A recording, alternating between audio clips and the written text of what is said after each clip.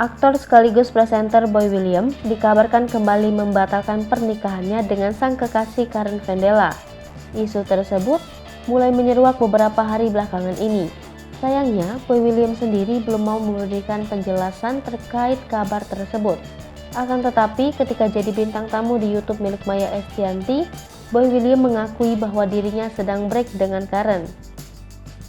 Boy William mengakui bahwa mulai muncul keraguan untuk menikah dalam diri Boy dan Karen. Padahal, keduanya sudah 5 tahun menjalani hubungan asmara dan sama-sama sudah menantikan momen untuk hidup bersama. Sekedar informasi, kabar batalnya pernikahan Boy dan Karen beredar karena adanya aturan PPKM yang kembali diberlakukan. Namun diketahui, mundur atau mungkin batalnya pernikahan Boy dan Karen adalah karena keduanya yang masih belum siap.